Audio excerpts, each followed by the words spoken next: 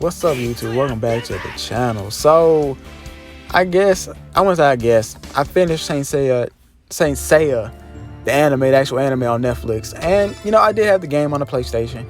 And I wanted to play it. And I'm going to do a couple episodes of it. Because, Saint Seiya is a really dope-ass anime. And I don't mean the remake, not the Netflix original, as they claim the Netflix original. Because that shit trash. I'm talking about the OG, the one that came out in 1986.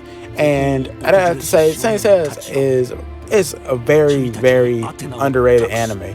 Even though a lot of people do know what Saint Seiya is and all that stuff, I still say it's underrated. Because, you know, Dragon Ball Super keeps coming, Dragon Ball keeps coming back, Pokemon keeps coming back, Digimon keeps getting iteration after iteration, Naruto, you know, certain animes I want to see make return. It's like this one right here, because I do believe Saint Seiya should, you know, keep coming back with, you know, new adaptations. You know, I think that, you know, certain parts of it should be remade. Like, for instance, I never knew this, but like I said, I just finished it, and they just got done beating Poseidon. And there's another part after that where they fight Hades. As you see here, there are all the chapters right here. You know, Hades, Asgard, Poseidon, Hades and stuff. And I guess they didn't animate the Hades part. I have to go look at it one more time. But pretty much each part leads into another part. So say, for instance, the Sanctuary arc. When I watched it on Netflix, the Netflix adaptation part, they did not Netflix adaptation, but the original OG part, after they beat Saga, it just stopped. Then Netflix added the new episodes, and they just go straight into the Asgard part. So it's just like then right in the Asgard part leads into the Poseidon part, and I like how they did that, because pretty much the ring that, you know, Hilda's wearing, I think it's called the Nympho ring, or the Nympho ring, Nibelung ring, whatever. What she's wearing was given to her by some dude that works with Poseidon. And kind of find out Poseidon is being manipulated by Saga's brother. And if you didn't watch Saint Seiya at all, you should know that pretty much Saint Seiya is gonna be fighting the same guy. I don't want to say the same guy throughout the series, but pretty much Saga and his brother, I think his name was Canon. They are pretty much the main antagonists of Saint Seiya anime, pretty much. Twin brothers, by the way. Gold Saints, by the way. But this game is pretty... At first, I played it for a little bit before I started recording. And when I tell you this game is fucking hard, like I had this shit on easy at one point and still getting my ass whooped. It's probably because I suck, but I'm gonna try my best. I decided to do the Asgard part first because of the fact that the Asgard part was pretty dope. Because I like the whole, you know, I guess the whole fact of they're fighting, I guess, gods that aren't from Greece, like Greece mythology, pretty much. Because they're fighting people like Thor. Can't think of no other gods from Norse mythology besides Thor. They don't fight Odin because of the fact that Odin is, I guess, just like how I really couldn't say much about the Odin part, because the Odin part was like I couldn't really I did understand it, but then I didn't understand it at the same time. So pretty much what happens in the Asgard part, Asgardian saga, it's pretty much Seiya and his crew gotta go beat down the god, because they're not called saints over there. And when it comes down to Norse mythology, they're called the god cloak. They call it god cloaks or cloths or whatever. And they have to go fight them because Hilda, who is pretty much their version of Athena, is pretty much melting the ice caps around Asgard, and if she melts them all, it's gonna flood the whole world and she's gonna pretty much kill everybody. So Seiya, his crew, and Athena have to go and stop this from happening. Seiya and his crew have to go fight the gods cloths, the gods that Hilda has hired to, you know, fight them off, and also take the ring off of her finger, because just like I said earlier in the video, is she was given a ring that's going to manipulate her and control. They're pretty much controlling her from a ring. And what they have to do, and I think it's kind of funny, Seiya and his crew had to get all the Odin sapphires, these little sapphire gems that each god club holds, so they can take it to the Odin statue to get a sword. And the sword would, I guess, nullify the ring that's on Hilda's finger. I'm like, damn, you got to get a sword?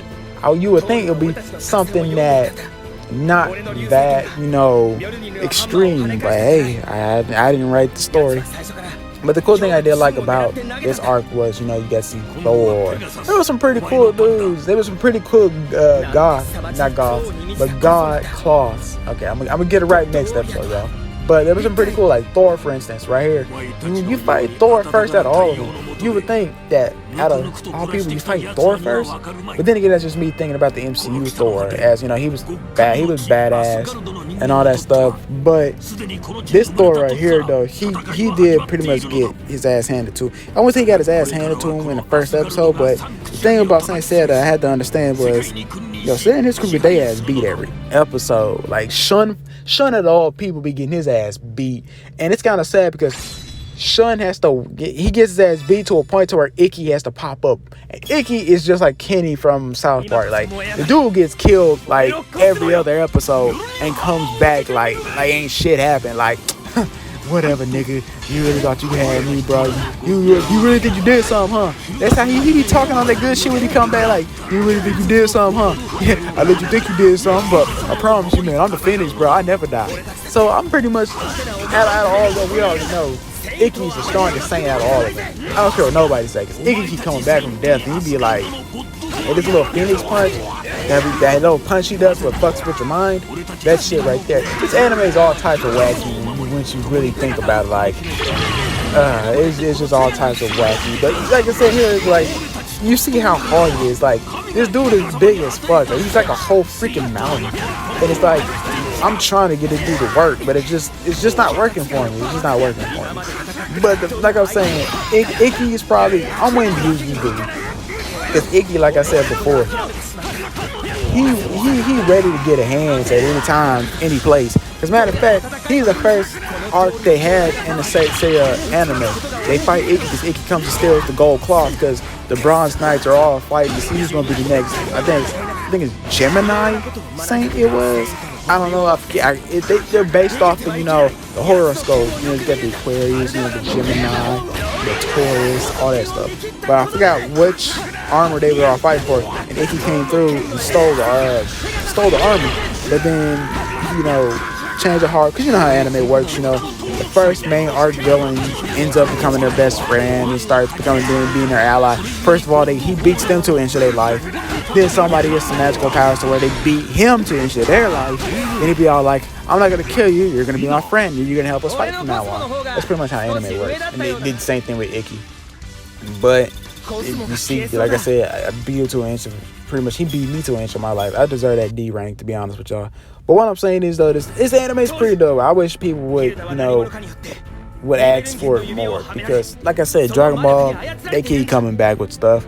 And like, I'm not saying I have no problems with Dragon Ball.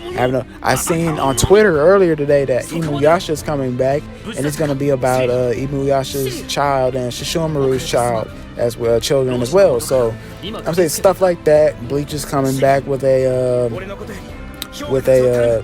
not just with a spin-off, but also I guess they're finishing up the anime, because the manga ended a while back, so they're gonna do the same thing with the anime. What else is returning? Even though yes, Saint Seiya did return, but it's a Netflix adaptation. Netflix don't need to be doing shit when it comes to anime. Like, honestly, when they get a hold of stuff, I feel like they just trash it.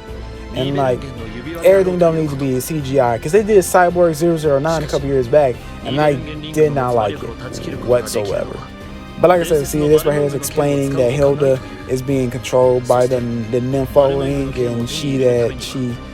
and from what I've seen from the anime, that before she got the Nympho ring, she kind of still had the same attitude that she did when she got the ring. So technically, nothing really changed. She just gets more bitchy, I guess, from what it seems. No, but there's some god claws that they fight that's pretty dope. Like, I like the dude that fights Shiryu, the wolf. That nigga cold, because first of all, he got wolves around him, so he alone.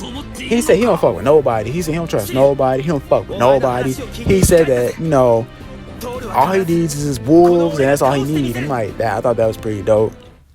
The Sanctuary arc, I wasn't really messing with the Sanctuary. I gotta fight to do it again. Well, okay, whatever. The Sanctuary arc I wasn't really messing with because Seiya and his crew, all they did was get their ass beat the whole time. Now there was sometimes where they did pick up the W, but like I said, some of them should have died. Like Shiryu should have been dead. Because how you fly all the way into outer space and you survive that shit.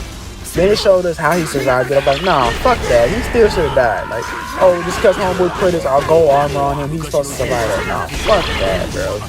No, but like I said, yo, the Sanctuary arc was from the Asgard arc was actually pretty good. I liked it. I think it was the longer part between this and Sanctuary. I don't think so, but it is what it is. But I did like how the Asgard arc led up into the Poseidon arc. It's pretty much Poseidon, from what I done got from out of the anime, is Poseidon and Athena be fighting for, upper ground and stuff. And yeah, it's whatever.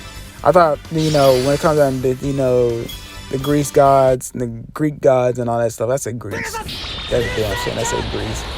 But when it comes to them, it's just like, I like how the Greek gods were fighting Norse mythology gods. That part was dope. Now the whole Poseidon arc, I might have to go watch that over again. Because it's like, there's certain parts of it. What I got out of it was, Athena and Poseidon were reincarnated into Miss Sari and whoever homeboy is for that's Poseidon.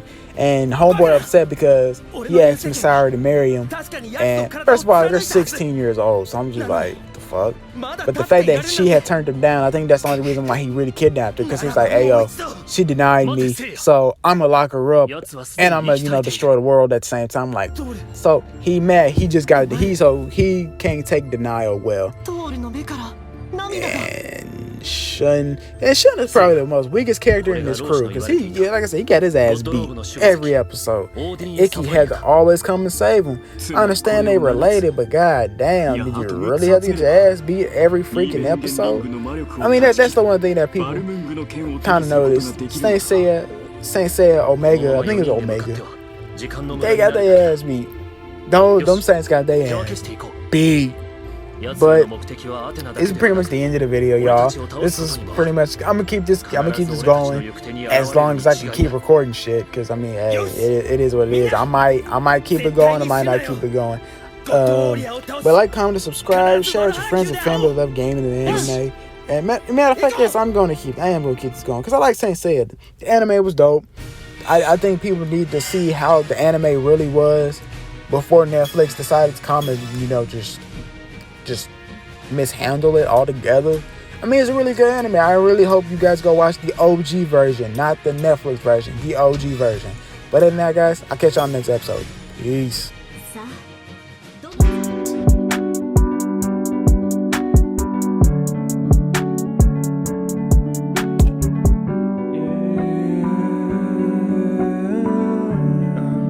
I got me mission, baby.